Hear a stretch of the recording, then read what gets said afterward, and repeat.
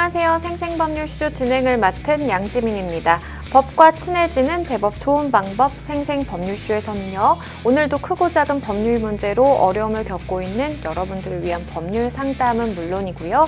세상을 들썩이게 하는 이슈들을 법적으로 풀어보는 시사법률 토크까지 준비가 되어 있습니다. 법률과 관련해 궁금한 내용이 있으신 분들은 상담 전화 02557-8295번으로 연락을 주시거나 법률방송 홈페이지에 접속하신 후 법률상담에 문의 남겨주시면 됩니다.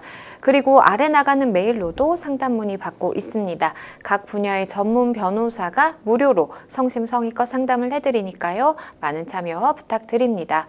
그리고 지금 이 방송은 유튜브를 통해서도 실시간으로 함께 방송되고 있으니까요. 많은 시청 부탁드리겠고요. 유튜브를 통한 소통의 창구도 열어두겠습니다. 그럼 오늘 도움을 주실 변호사님 소개해드리겠습니다. 법무법인 온담의 최승호 변호사님 자리하셨습니다. 안녕하세요.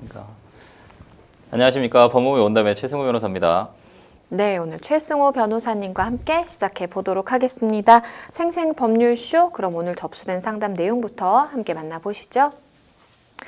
조카와 30년간 바람이 난 아내, 위대한 유산, 유책 배우자는 이혼 소송 못하나요? 불법 주식 리딩방을 신고합니다. 이렇게 오늘 4가지 상담 내용 접수가 되어 있습니다. 잠시 후 최승호 변호사님과 함께 짚어보도록 하겠고요. 시청자 여러분들도 끝까지 어떤 해결책이 제시되는지 함께 해주시면 되겠습니다. 여러분은 지금 생생법률쇼와 함께하고 계십니다. 쉽사리 해결되지 않는 법률 문제를 끌어안고 있다면 지금 생생법률쇼와 함께하시죠. 법률 고민이 해결되는 가장 쉬운 방법을 소개해 드릴게요. 첫째, 02557-8295번으로 전화를 한다. 둘째, 법률방송 홈페이지에 접속해서 법률상담 게시판에 문의를 남긴다. 셋째, 지금 화면에 나오고 있는 이메일 주소로 사연과 연락처를 보낸다. 생생법률쇼가 자랑하는 각 분야의 전문 변호사가 여러분의 더부룩한 속을 뻥 뚫어드립니다. 속 시원한 스파클링 법률 상담 프로그램 생생법률쇼. 지금 바로 전화 주세요.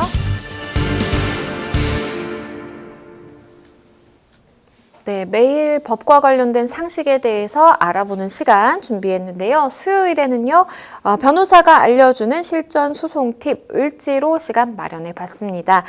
을들이 반드시 알아야 하는 법, 을지로. 오늘 어떤 내용 준비해 주셨을까요?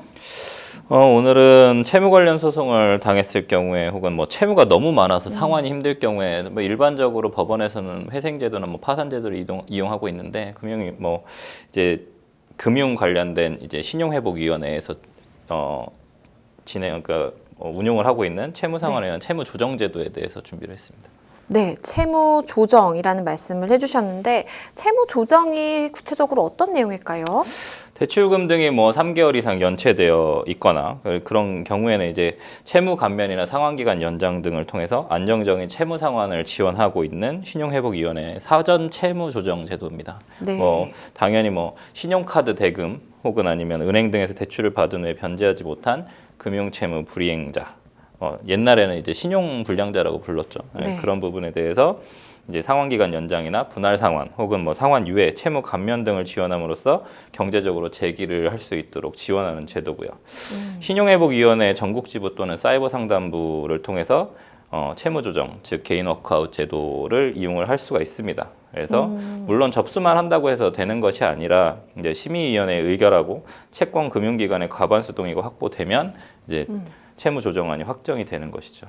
네, 그러면 사실 채무 조정을 신청을 하지 못하는 사람도 있을까라는 생각도 드는데 어떨까요? 그렇죠. 이 요건 자체가 사실은 이제 담보 관련된 부분이 있습니다. 그래서 채무액이 어쨌든 15억 원 이하여야 되고요. 네. 그다음에 연체 기간은 3개월 이상입니다. 그래서 상담 오시는 분들 중에서 개인 워크아웃 신청하러 가셨다가 네. 연체하고 와라 라는 얘기를 많이 들으신다고 해요. 네. 그래서 저도 연체를 안 하고 이제 평소에 이제 성실하게 살아왔던 거죠. 그래서 나는 20년 동안 미국에 살 때도 채무를 한 번도 밀려본 적이 없고 연체를 하는 게 두려워서 빚을 빌려가지고 성실하게 갚았던 사람인데 왜 미국하고 한국은 이런 식으로 좀 제도가 다르냐. 연체를 하고 와야 감면을 해주는 네. 제도. 그 부분이 약간 좀 개선이 좀 필요한 것 같긴 한데 왜냐하면 그러게요. 신용을 중시하는 사람을 그렇죠. 오히려 좀 더 도와줘야 하는데 신용을 중시하지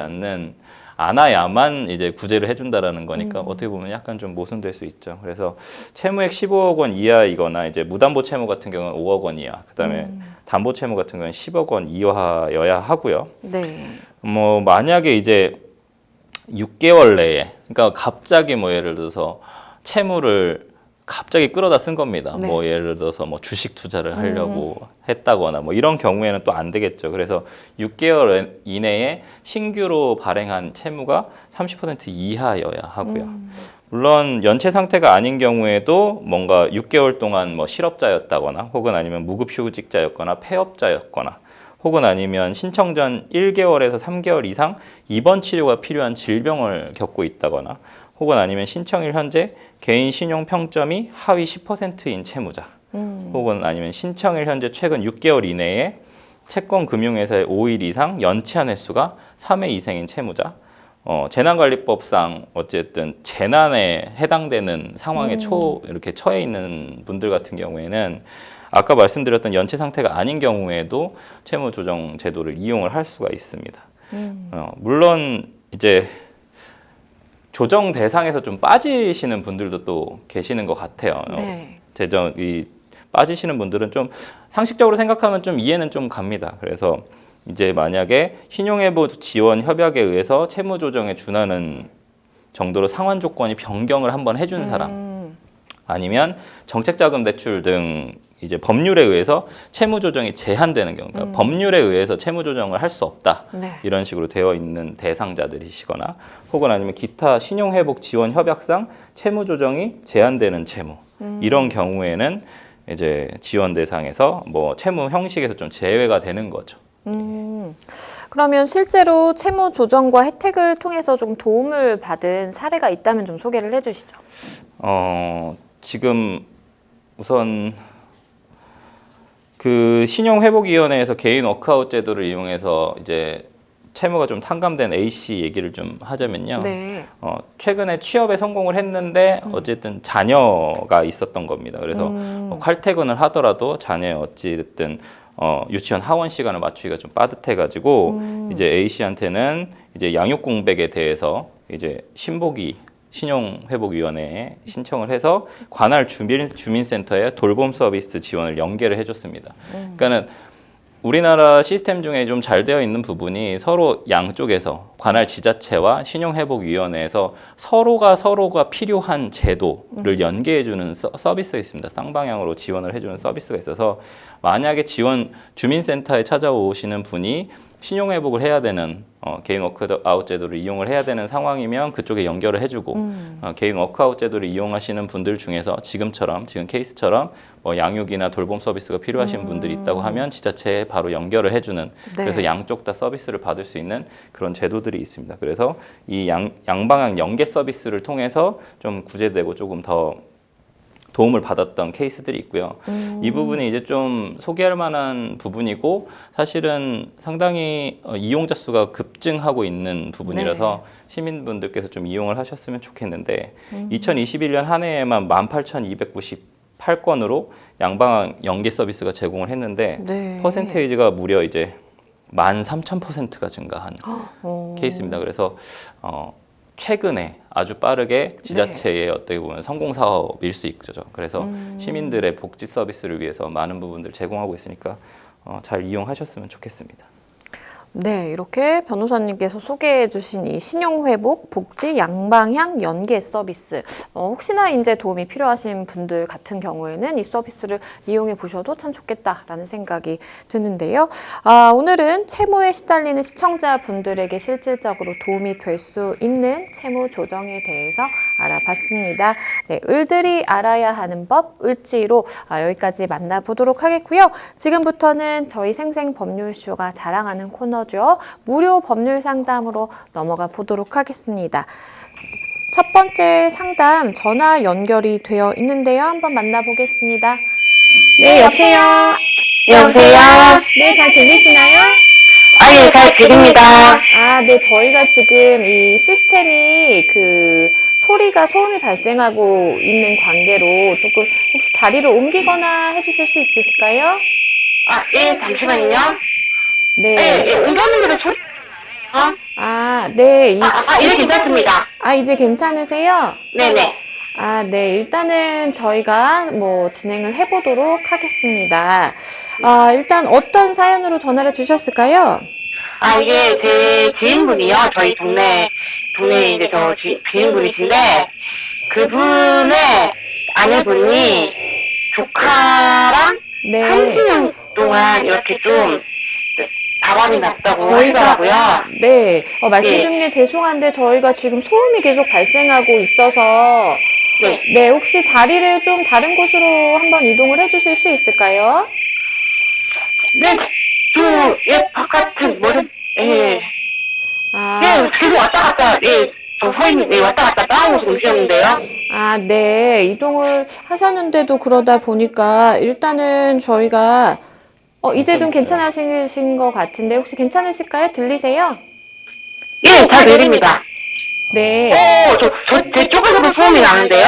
네, 그렇죠. 저희가 네네. 일단 전화 연결을 한번 껐다가 다시 시도를 해보는 걸로 하고요. 그 사이에 이제 장소 이동해 주시면 감사하겠습니다. 일단 저희 전화 상담 진행하고 있고요. 저희 생생법률쇼 어떻게 참여하실 수 있는지 한번 안내해 드리도록 할게요. 이 법률과 관련해서 궁금한 점이 있으신 분들 같은 경우에는요. 상담 전화 02557-8295번으로 연락을 주시면 되겠고요.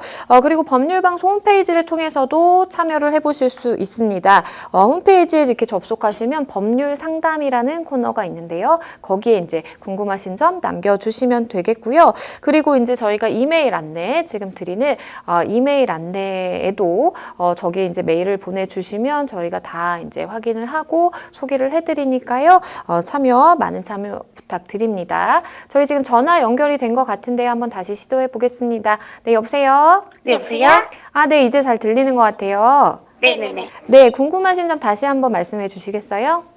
저희 동네 할아버지이신데요. 네. 이제 그분의 그 부인분과 그 조카분이 30년 전부터 이렇게 좀 바람이 나셨대요. 네. 예, 그런데 얼마 전에 이 할아버지께서 방문을 열었는데 충격적인 장면도 목격을 하셨나봐요.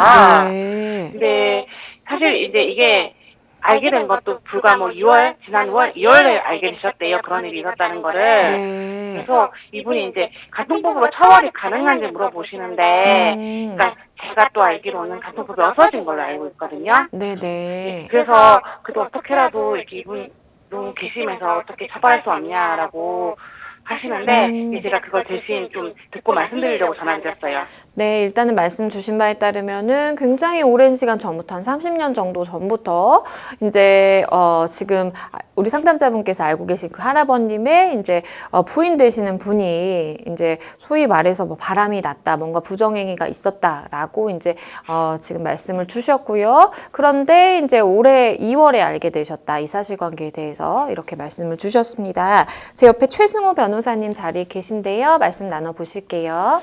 네, 안녕하세요. 최승우 변호사입니다. 안녕하세요. 네, 잘 들리시죠? 네.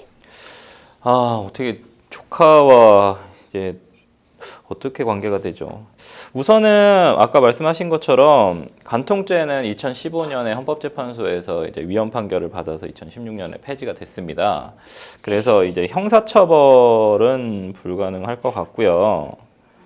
원하시는 형사처벌은 좀 불가능하실 것 같고, 형사처벌 말고 이제 상간자 소송이라고 하죠, 일반적으로. 그래서 불법행위에 대한 손해배상 청구를 민사법원에 이제 소송을 낼 수는 있습니다. 그래서 와이프와 그 조카분을 같이 이제 부진정 연대채무라고 하는데 연대 책임을 물어서 위자료를 받을 수 있는 소송이거든요.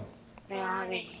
그래서 그 소송을 통해서 본인이 이제 상처받았었던 정신적인 위자료 이런 부분들에 대해서 좀 받으실 수 있을 것 같아요. 과거에는 이혼 소송을 해야 되고 이런 부분이 있었는데 지금 그렇지도 않기 때문에 따로 하실 수는 있습니다. 그런데 저희 네. 그 할아버지 분의 예, 예. 그 재산이 좀 있으신 분인데, 네. 그 아내 몫으로 이제 좀 이렇게 좀 넘겨주신 게 있나 봐요, 땅이랑. 네. 이제 그런 것들을 아내분이 몰래 조카분한테도 좀 이렇게 명의를 또 변경을 한 게 있나 봐요. 네. 근데 그런 것들 같은 경우에는 네. 또 좀 찾아오고 싶으시기도 하시고요. 네네. 그리고 또, 음. 좀 정신적으로 충격을 많이 받으신 것 예, 같아요. 예, 예. 그래서 정신적인 손해배상 이런 것도 좀 말씀하시더라고요. 네네네.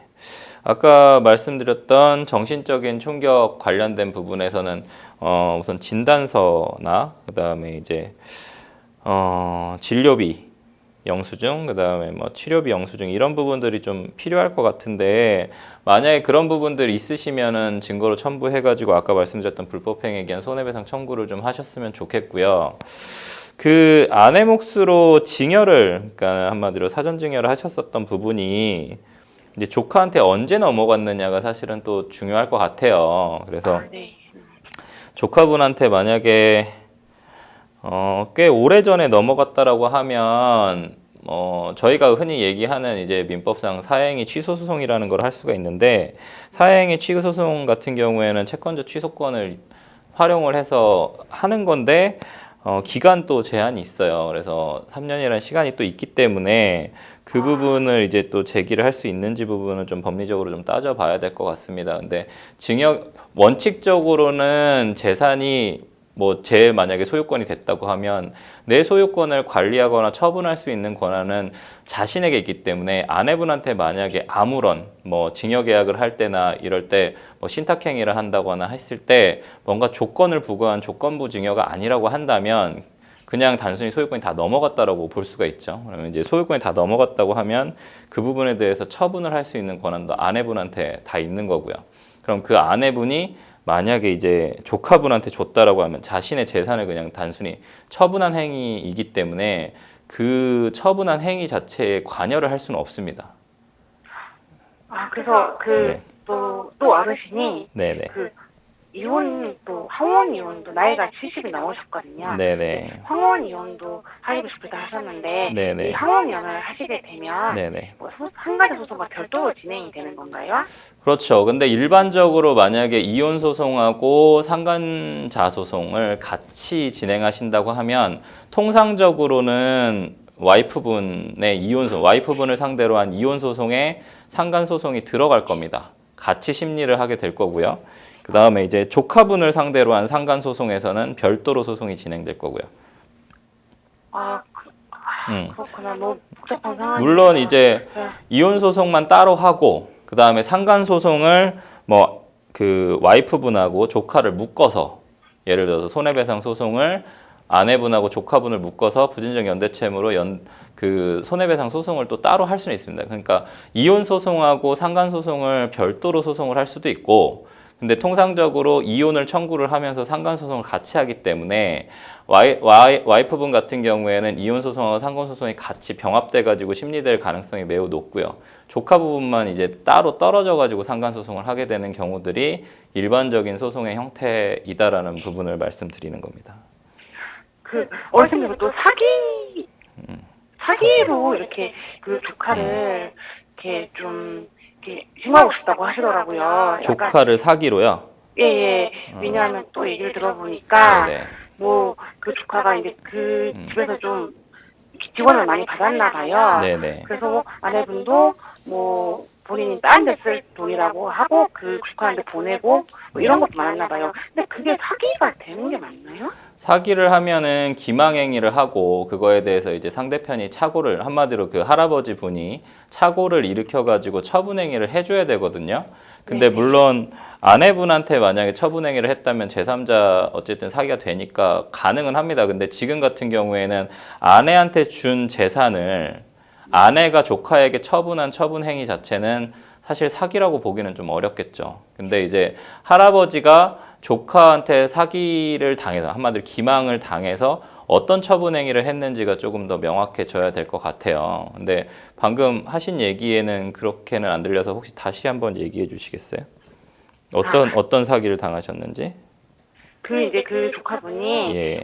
아버지가 나이가 많으시니까요. 예. 이것저것 좋은 양이랑 뭐 이런 거 아, 구해드리겠다라고 좋은 하고, 이야기요. 예, 예. 예, 하고 뭐 돈을 받아서 네. 뭐 좀 빼돌리고 이런 것도 있었대요. 뭐 근데 그런 부분은 네. 당연히 기망행위에 의해서 할아버지가 어쨌든 약은 안 갖다 주고 혹은 뭐 허위의 약이다라는 부분이 좀 증명이 된다라고 하면은 전혀 뭐 건강에 도움이 되지 않는데 그냥 뭔가 경제적 이익을 착복하기 위해서 만약에 뭔가 그냥 약을 구해다 드리겠다 하고 돈을 받아 가서 경제적 이익을 취했다면 그랬다면 당연히 사기죄에 해당될 수 있겠죠. 그래서 결국은 그 부분은 이제 입증 책임 관련된 부분일 것 같고 입증을 해낼 수 있는 증거들이 좀 필요는 할 것 같습니다. 그 그러니까 할아버지 밑으로 네. 이제 보험이 가입된 것도 많다고 아, 하는데요. 그래요. 예, 예. 예, 근데 그게 이제 어쨌든 할아버지가 돌아가시면 그 네. 보험금을 아내분이 갖고 오게 계시는데 네네. 만약 이혼 소송을 하거나 하면 네네. 그런 부분은 어떻게 되나요? 보험 수급권 같은 경우에는 누가 이제 수익자로 지정이 되어 있느냐가 핵심일 것 같아요. 만약에 이제 수익자가 아내분으로 되어 있었다라고 한다면 뭐 보험 수익자 자체가 아내기 때문에 사실상 누가 이제 보험료를 납입했느냐 이런 부분과 전혀 상관없이 수익자가 뭐 아내분이면은 특별히 할아버지가 건드릴 수 있는 부분은 아닐 것 같고요. 또 보험이라는 것은 보험 제도 자체에 대한 이해가 좀 필요한데 보험 관련된 부분은 그 보험금이 지급되는 한마디로 수익권이 지급되는 조건들이 있지 않습니까? 뭐 예를 들어 사망을 한다면 사망보험 같은 경우에는 사망을 했을 때 혹은 뭐 치료가 발생하면 치료 사건이 발생할 때 이벤트가 발생을 했을 때 그 이벤트 관련된 부분에서 어떤 사람이 수익자로 배정되느냐 수익자는 뭐 꼭 한 명이어야 되는 건 아니지만요. 그래서 그 수익자를 어떻게 지정했느냐에 따라서 좀 다를 것 같은데 이 보험 수급권이 지금 봤을 땐 할아버지 것도 있는 것 같고 만약에 이제 아내분 것도 있는 것 같습니다. 근데 그런 얘기이신 건가요? 예, 맞아요. 예. 그러면 할아버지 부분은 할아버지가 받으시는 거고 뭐 아내분 거는 아내분이 받아가지고 이제 뭐 조카한테 나눠준다거나 이 부분도 결국에는 뭐 특별히 큰 문제는 없을 것 같아요. 아내분의 어떤 지분 관련된 부분이고 이혼을 하게 되면 결국은 그 보험 수급권도 그렇게 분할되겠죠. 그러니까 공유물 분할하듯이 분할이 되는 것이 맞는 거고요. 자기가 받을 수 있는 권리니까요.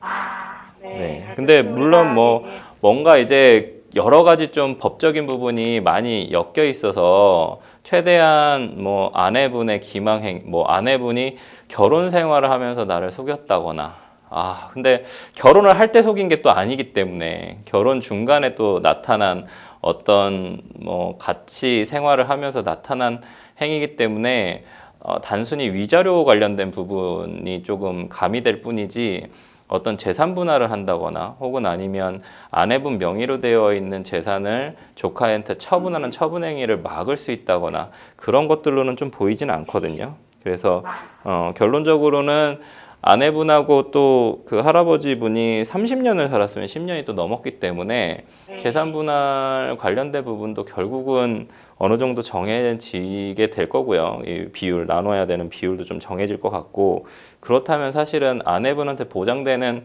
어떤 재산의 퍼센테이지가 있기 때문에 그 부분을 이제 조카분하고 나눈다거나 뭐 할아버지를 좀 기망을 해서 뭔가 악의적으로 재산을 빼돌렸다면 할아버지 보유분의 지분을 조금 빼돌렸다고 하면 아까 말씀드렸듯이 민법 407조에 사행위 취소소송을 좀 해서 뭔가 다시 원상태로 되돌려 놓고 그 재산을 다시 뭐 지키는 싸움을 한다던가 이렇게는 될 수 있지만 만약에 조건부증여나 아니면은 어떤 그런 이벤트 관련된 부분을 정해놓지 않았었다면 그렇다면 사실상 할아버지가 와이프 명의로 되어 있는 재산을 지킬 수 있는 방법들은 사실상은 없지 않을까. 물론 근데 지금 이렇게 전화로만 들어서는 정확한 사실관계는 모르니까 좀 가까운 변호사님한테 가서 법률적인 조언, 왜냐하면 사안 자체가 상당히 방대하고 조금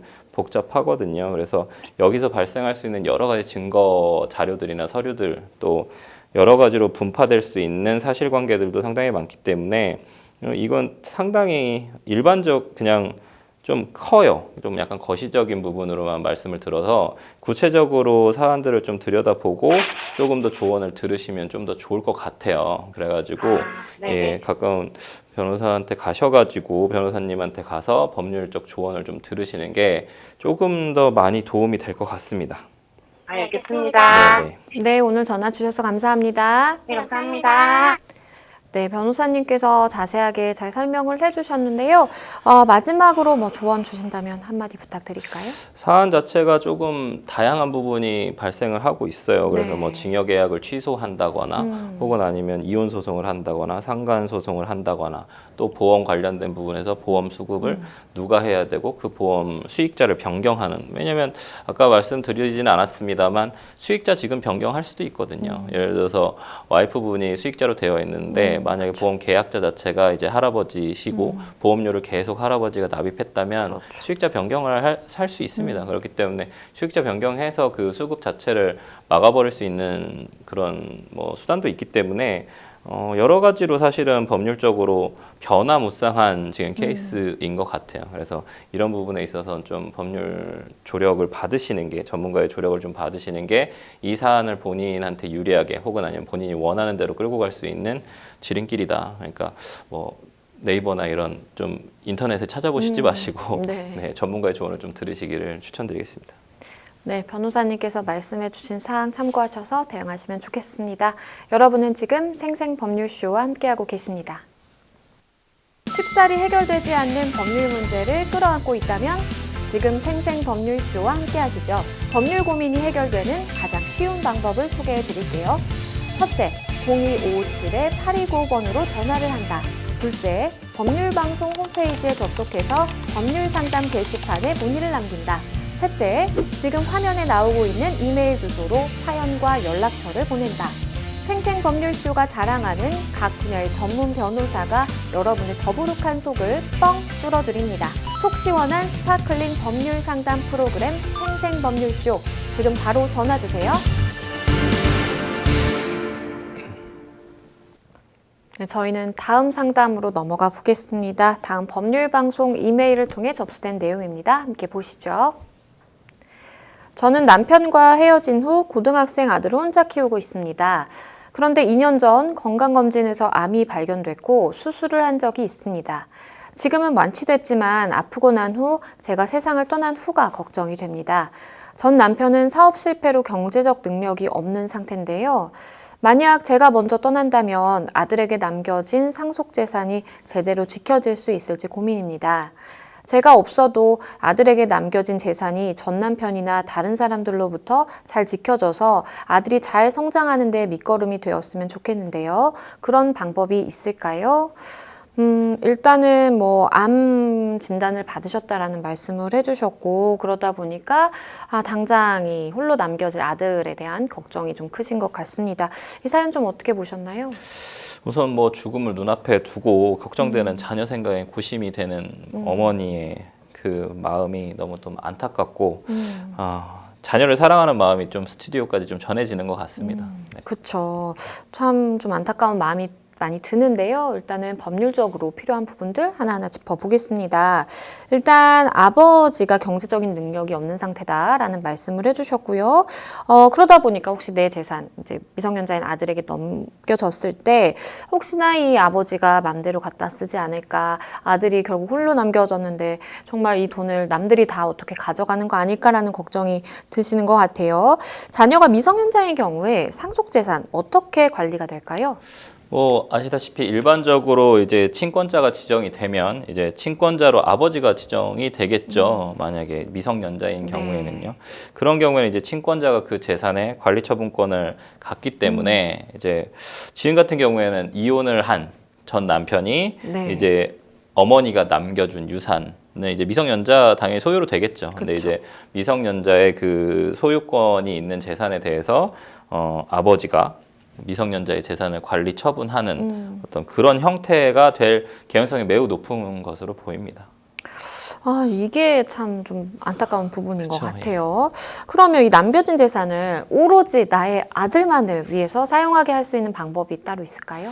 사실 좀 몇 년 됐지만 이제 연예인과 관련된 그런 뭐 친권자 지정, 친권자를 상실시켜야 된다. 뭐 네. 이런 뭐 진실이법이다. 뭐 이런 부분들이 좀 있지 않았습니까? 네. 근데 그런 부분이 문제가 되는 이유가 있는 거죠. 사회적으로도 우리의 어떤 문화적, 감정적인 상태와는 좀 많이 다르기 때문에 발생하는 문제인데 좀 법률적으로 이제 잘 모르시는 제도들이 있어서 좀 사용을 하셨으면 좋겠어서 좀 말씀을 드립니다. 이제 우선 상담자인 어머니가 돌아가셨을 때 1순위 상속권자인 아들에게 모두 상속이 재산이 상속되겠죠. 그러면 당연히 모두 상속되는 건 당연하고요.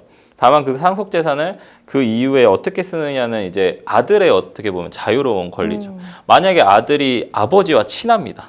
그리고 아버지도 경제적으로 사업이 실패했을 뿐이고 아들과의 유대관계가 엄청 좋아요. 그럼 아들이 아버지 쓰세요라고 하면서 사실 그렇게 결정을 하면 어머니가 뭐 개입할 수 있는 부분들 그렇죠. 사실 없는 거고 개입하는 게 과연 타당한가에 대한 내용들도 좀 있을 수는 있겠죠. 하지만 어머니가 살아 생전에 그조차도 싫어서 막을 수 있는 방법은 없겠냐라고 했을 때 이 방법을 좀 쓰시면 좋을 것 같습니다. 아들의 소비 생활까지 이래라 저래라는 당연히 자유권이니까는 그쵸. 관여할 수 없어요. 근데 상속이 언제 얼만큼 이루어졌으면 좋겠다. 네. 뭐 아들이 몇 살 때 얼마 이루어지고 아들이 몇 살 때 또 얼마 이루어졌으면 좋겠다라는 부분은 돌아가시기 전에 유언 대용 신탁 제도를 그러니까 신탁을 하는 거죠. 그쵸. 유언 대용 신탁 제도를 좀 통해서 지정을 한다면 그러면 지금 같은 원하시는 부분에 대해서 어느 정도는 좀 해결될 수 있을 것 같아요.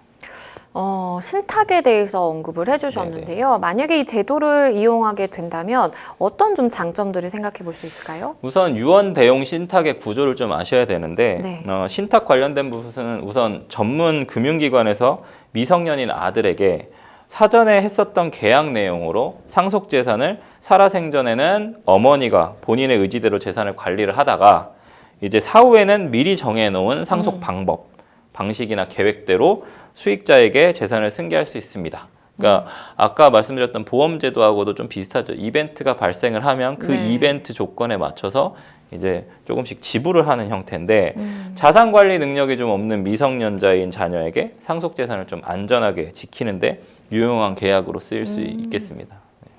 네. 변호사님께서 말씀해 주신 이 제도를 이용해 보면 그래도 조금이나마 좀 마음을 놓을 수 있지 않으실까라는 생각도 드는데요. 마지막으로 좀 조언 주신다면 어떤 게 있을까요? 우선은 좀 건강 관리를 좀 잘 하셔가지고 조금이라도 이제 자녀와 행복한 좀 추억들 많이 만드셨으면 좋겠고 실제로 신탁제도는 상당히 유용합니다. 그래서 네. 신탁제도 좀 잘 사용하시고 잘 몰라요. 다들 잘 모르셔가지고 그래서 사후 한마디로 돌아가시게 된다면 사람은 뭐 모두 다 죽습니다만 사후에 어떤 문제가 걱정이 되시겠지만 오늘 말씀드린 것처럼 좀 이 신탁 방법으로 좀 고민을 좀 덜으셨으면 좋겠고 저는 이제 제일 중요한 게 사실 아드님하고 추억을 좀 쌓는 것이 가장 더 중요하지 않을까라고 생각합니다.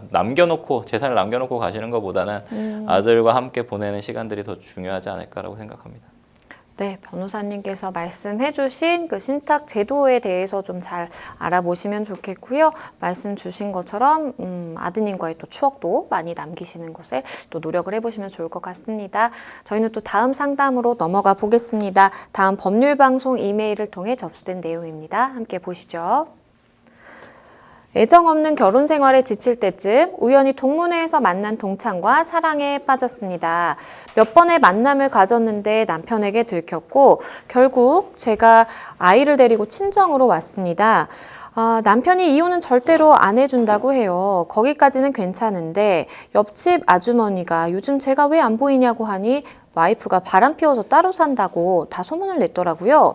저희 친정 동네에 몰래 와서 저를 미행하다가 걸린 적도 2번은 됩니다. 생활비나 아이 양육비도 일절 주지 않고 있어요. 상간남과 헤어졌으니 이혼해달라고 애원을 해도 절대 안 해준다고 합니다. 초등학교 6학년인 딸아이까지 아빠랑 이혼하라고 하는데요. 제가 외도를 저질렀으니 저는 이혼 소송을 할 수 없나요? 남편이 이혼해 줄 때까지 계속 요구하고 마냥 기다려야 할까요? 일단은 참 답답하신 상황이실 것 같은데요. 일단 부부 사이에 한쪽은 좀 이혼을 해달라라고 하고 있고 한쪽은 절대로 이혼을 하지 않겠다라고 지금 하고 있는 상황입니다. 이런 상황이 실제로도 좀 많을까요? 생각보다 많습니다. 생각보다 많고 과거에는 이제 가정주부들이 좀 많지 않았습니까? 네. 과거에는 그래서 경제권 같은 경우에 남성들이 좀 갖는 경우들이 많았기 때문에 우리가 흔히 이제 축출이혼이라고 하는 형태, 뭐 네. 축출이혼은 금지되어 있습니다만 축출이혼이라고 부르는 남편이 경제권을 쥐고 있으니까 아내한테 집 나가라라고 해서 이제 이혼을 청구하는 경우들이 좀 덜어 있었죠. 네. 그래서 이제 그 축출이혼을 방지하기 위해서 저희는 유책 배우자의 어쨌든 이혼 청구를 금지하고 있습니다. 네. 그래서 과거에는 이런 부분에 대해서 막기 위해서 여성분들이 이혼을 하는 걸 거부하는 경우들이 많았어요. 네. 근데 요즘은 여성분들이 이제 경제권을 많이 좀 상승되다 보니까 경제적 능력이 상승되다 보니까 대부분 이혼 안 하는 주체는 이혼 못 하겠다라고 하는 건 남성분들이 좀 많은 것 같습니다. 그래서 확실히 60, 70년대의 분위기와 지금 현재의 분위기는 조금 다르긴 한 것 같습니다. 그래도 많긴 많습니다. 일단은 우리 상담자분께서도 이제 내가 외도를 했다라는 말씀을 해주셨고요. 그러면 이 외도라는 그 자체가 혼인 파탄에 주된 책임이 있다라고 좀 볼 수 있을까요? 그렇죠. 뭐 법적으로는 이제 부정행위라고 부르죠. 뭐 네. 외도, 바람 이런 거의 법적 용어는 부정행위인데요. 우리 민법상 이혼 청구를 할 수 있는 6가지 사유 중에 1호 사유에 부정한 행위라는 것이 있습니다. 배우자가 부정한 행위를 했을 때 이혼을 청구를 할 수 있다. 그래서 네. 지금 이 케이스 같은 경우에는 당연히 부정행위를 만약에 했다라고 하면 이혼 재판의 핵심적인 판단 내용이 될 것이고 주된 책임이 있다고 할 수 있겠죠. 혹시 그러면 이제 내가 이 외도를 하기는 했지만 외도를 한 이유가 배우자 때문이다라는 사실을 좀 인정받을 수 있을지도 궁금한데요. 예를 들면 뭐 시집살이가 굉장히 뭐 심했다라든지 아니면 남편의 뭐 폭언이라든지 폭력이 굉장히 심했다. 뭐 이런 이유도 들어볼 수 있겠고요. 어떨까요? 대부분 뭐 외도가 그냥 단순히 누군가의 갑자기 감정 변화로 인해서 생기는 경우들보다는 네. 뭐 아무런 원인 없이 탄생한다고 좀 보기는 어렵죠. 그래서 아까 말씀드렸듯이 민법 제 840조의 3호 사유에 배우자의 심히 부당한 대우 혹은 배우자의 직계존속의 심히 부당한 대우를 이제 이유로 삼아서 이혼을 청구하는 경우들이 있습니다. 네. 비유책 배우자 그러니까 유책 배우자가 비유책 배우자를 상대로 해서 이혼 청구를 하더라도 어쨌든 3호 사유를 들여와서 청구를 하기 때문에 통상적으로 그렇게 두 부분이 좀 맞부딪히는 경우들이 좀 있는 것 같습니다. 네. 그런데 일단은 이제 우리 상담자분은 이혼을 하고 싶다라는 것이고 남편분께서는 절대로 안 된다라고 하는 상황입니다.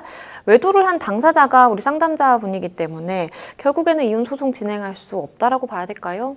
뭐 방금 말씀드렸듯이 우선 소장은 낼 수 있습니다. 그래서 이혼 소송은 제기를 할 수가 있는데 중요한 건 아까 말씀드렸듯이 유책 배우자, 한마디로 유책주의를 채택하고 있는 우리나라에서는 어쨌든 비유책자인 남편이 네. 이혼을 만약에 거부를 하게 되면 이혼이 성사되기 어렵다라는 것이죠. 그러니까 네. 기각 결정이 된다는 겁니다. 기각 판결이 나오기 때문에. 근데 이제 사실 요즘은 파탄주의로 조금 선양하려고 영미법처럼 이제 선회하려고 하는 모습들도 많이 보이고 추세도 계속 보이기 때문에 결국은 대법원에 가서 계속 심리를 하고 있는 상황이거든요. 그래서 뭐 법률이라는 게 변화가 안 되는 그런 것들은 아니고 또 판례라는 것도 변경이 안 되는 영원히 그런 건 아니기 때문에 사회적 분위기나 여러 가지 부분들이 있기 때문에 소송을 해서 내가 왜 이것이 이혼이 필요한 것인지에 대해서 좀 더 강하게 특히나 뭐 법조인들의 조력이 필요하겠죠. 뭐 변호사들이나 뭐 판사님들의 어떤 그런 어떤 생각의 전환 혹시나 이제 그리고 또 필요성이 있을 수 있으니까요. 네. 그런 부분에서도 어쨌든 무조건 안 된다고 하기보다는 이혼 소송과 관련된 상황에서 그 과정 속에서도 사실은 되게 많은 여러 가지 일들이 생길 수 있어요. 네. 이혼 소송이 길어지다 보면 사실 비유책자도 포기하게 되는 경우들도 있고요. 그러면 유책 배우자이긴 하지만 이혼 소송 청구했는데 그래 나 이제 더 이상 못 살겠다라고 하면서 비유책 배우자가 조정하고 끝나는 경우들도 있고 그러면 이제 이혼이 성립하게 되는 거지 않습니까? 여러 가지 가능성들이 있기 때문에 그냥 단순히 내가 유책 배우자니까 이혼 네. 청구를 하지 않는다기보다는 이혼 청구를 하는 걸 좀 준비를 해서 이혼 청구를 한 다음에 여러 가지 가능성들에 대해서 조금 더 얘기를 해보고 왜냐하면 도저히 못 살 만한 사유들이 있으니까 이혼을 네. 하고 싶은 거지 않겠습니까? 그러게요. 그런 부분들이 있기 때문에 그런 중간중간에 어쨌든 법률 전문가의 어떤 조언을 좀 들으셔가지고 본인의 행복을 좀 찾으시는 것도 하나의 방법일 수 있을 것 같습니다. 그리고 하나 또 짚어봐야 되는 부분이 남편분이 다른 사람에게 아내의 외도 사실을 알렸단 말이에요. 소문을 냈는데 이건 좀 문제가 될 수 있을까요? 그렇죠. 이거는 뭐 너무나 명확하게 명예훼손죄에 해당되겠죠. 형법상 명예훼손죄로 처벌받을 수 있고 네. 실제로 뭐 이혼 관련된 부분에도 영향을 줄 수는 있을 것 같습니다.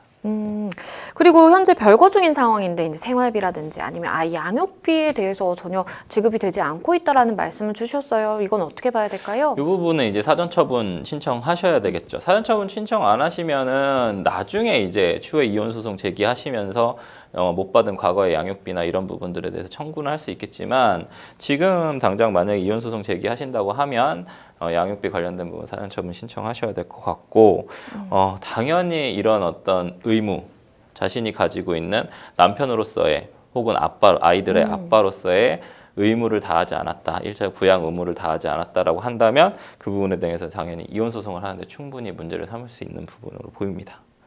마지막으로 우리 상담자분께 조언 주신다면 어떤 게 있을까요?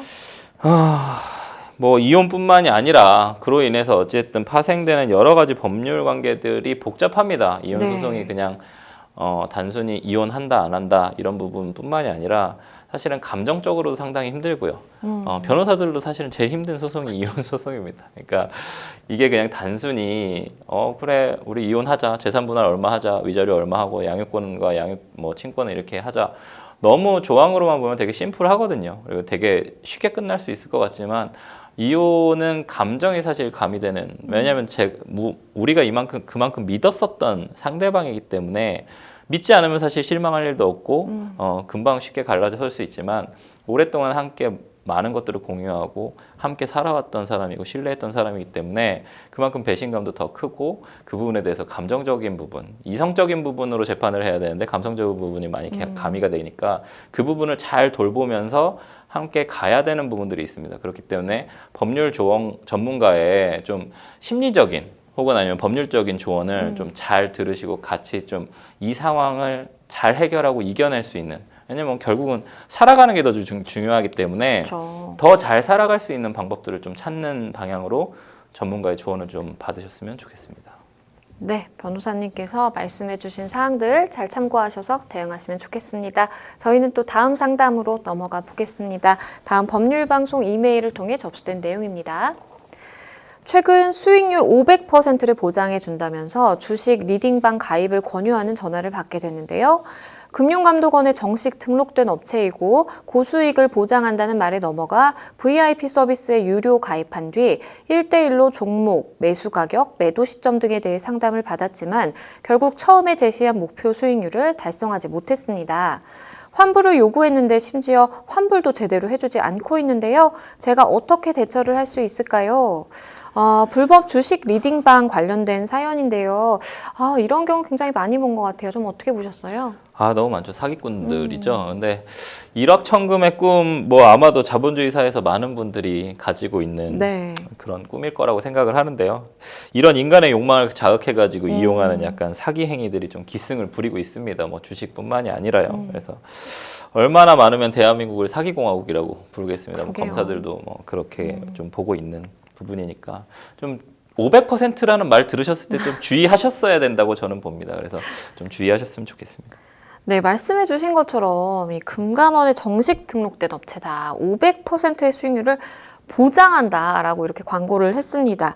결국 전부 거짓이었던 것으로 봐야 될 것 같은데 어떤 혐의 적용해 볼 수 있을까요? 뭐 사기죄에도 해당이 되고 금전을 어쨌든 교부받아서 이를 뭐 취했다면 유사수신 행위로도 처벌받을 수 있을 겁니다. 근데 네. 뭐 대부분 다 도망갔겠죠. 그러게요. 네네네. 아, 참 안타까운데 일단은 우리 상담자분은 그 말에 혹해서 이 말을 믿고 이제 가입을 한 겁니다. 그런데 결국에는 뭐 수익률 보장받지 못했겠죠. 그런 상황이 발생했는데 환불을 해달라고 하니까 이것도 제대로 이루어지지 않는다라고 했습니다. 어떻게 해야 될까요? 아까도 말씀드렸지만 환불이 될지 사실 잘 모르겠습니다. 왜냐하면 대부분 뭐 본사를 외국에 두고 있거나 아니면 뭐 도망갔거나 가보면 집기도 하나도 없이 네. 그냥 사라지거나 이런 경우들이 많기 때문에 그리고 대부분 이제 은닉을 하죠. 네. 만약에 잡힌다 하더라도 뭐 형 살고 나와가지고 쓰겠다고 또 그쵸. 은닉하는 경우들이 상당히 많기 때문에 실제로 환불이 될진 모르겠습니다만 당연히 환불 요구가 가능을 할 거고요. 만약에 카드를 사용을 해서 할부로 결제를 했다면 카드 지급 정지, 범죄에 이제 이용당했다라고 해서 지급 정지를 하거나 바로 이제 법원에 환불 채권에 대해서 가압류를 진행을 하는 게 피해를 최소화하는 법일 텐데 이게 상당히 좀 잔인해요. 그러니까 뭐 사기꾼들의 방법에서 가장 잔인한 부분이 다단계도 마찬가지입니다만 제일 마지막 단계에서 내가 피해를 알릴 수가 없어요. 왜냐하면 내 돈을 먼저 회수해야 되거든요. 그렇죠. 그러니까 이게 사실은 사기의 피해자들의 가장 큰 잔인한 점인 것 같습니다. 그 사기 구조에서. 네, 빨리 알리면 빨리 잡고 빨리 회복할 수도 있는데 맞아요. 이게 한 명, 두 명이 몰래 하면 아 이제 들어오기 시작하는구나. 도망갈 기회를 주고 그 범죄 수익을 은닉할 수 있는 기회들을 주기 때문에 사실은 이게 환불이 되기는 상당히 어려울 거로 보입니다. 그런데 또 이런 경우도 꽤 많다라고 하더라고요. 내가 이제 혹해서 유료 가입을 이제 하기는 했는데, 아, 이거 좀 아닌 것 같아. 정신 차려보고 다음날 환불을 했는데, 아, 이게 의무 사용 기간이라는 게 있기 때문에 2, 3개월 동안 안 된다라고 하는 경우도 있다고 하던데 어떨까요? 전형적인 사기꾼의 어떤 행위죠. 보이스피싱도 마찬가지입니다. 뭐 이제 1,000만 원을 송금을 했습니다. 네. 그러면 500만 원을 더 이제 입금을 하시면 1,000만 원을 돌려준다. 합쳐서 1,500만 원을 돌려준다. 계속 태워요. 계속 태워. 그러니까 지금 같은 경우에도 2, 3개월 동안 의무 사용 기간이다. 그럼 이 의무 사용 기간을 해요. 2, 3개월 후에 돌려준다고 하니까 안 쓸 수가 없는 거예요. 그러면 피해 금액이 점점 더 증가합니다. 그냥 2, 3개월 의무 사용 기간이 있다고 하시면 아, 내가 이 돈을 잃었구나라고 생각하고 포기하셔야 되는 게 맞습니다. 빨리 고소 진행하시고 그렇게 하셔야겠죠. 그렇다면 계약을 해지하고 환불을, 물론 뭐 환불 굉장히 어려울 것 같다라는 말씀을 해주시긴 했는데, 환불을 받기 위해서 뭔가 취할 조치가 있을지 아니면 뭐 어디에 좀 도움을 요청해 볼 수 있을지 좀 알려주신다면요. 우선은 빨리 경찰서에 신고해야 하고요. 실제로 뭐 보이스피싱이나 지금 뭐 이슈가 되는 만약에 코인이 이슈가 됐다거나 네. 뭐 주식 리딩방이 이슈가 된다고 하면 경찰청에서도 태스크포스를 만들어서 움직입니다. 그래서 TF팀이 움직일 거기 때문에 빨리빨리 신고를 해줘야 아 피해자가 누적되고 있는 상황이구나 이런 부분에 대해서 인지를 할 수 있게끔 해줘야 됩니다. 그래서 그런 부분들에 있어서 경찰서에 형식적으로나마 어쨌든 신고를 하셔야 되고요. 만약에 아까 말씀드렸듯이 피해자가 싸워야 하는 상황이라서 본인 것만이라도 빨리 회수하고 싶다고 하신다면 법원에 가압류 신청부터 빨리 하셔서 동결시켜야겠죠. 동결시켜야 뭐라도 가져오니까요. 그래서 가압류 신청하시고 법률 전문가인 변호사의 조력이 꼭 필요한 사건입니다. 불법 투자 업체로 인해서 피해를 입지 않기 위해서 어떤 점들 주의해야 될까요? 우선은 현금을 넘겨주실 때 저는 꼭 말씀드리고 싶어요. 우리나라 많은 시민분들의 가장 좀 잘못된 행동일 수도 있는데 저희가 이제 부동산 거래 막 10억씩 할 때는 계약서 단순 거래 계약서 한 장짜리 그냥 쓰는데 사실 거기에 수수료 상당히 많이 주지 않습니까?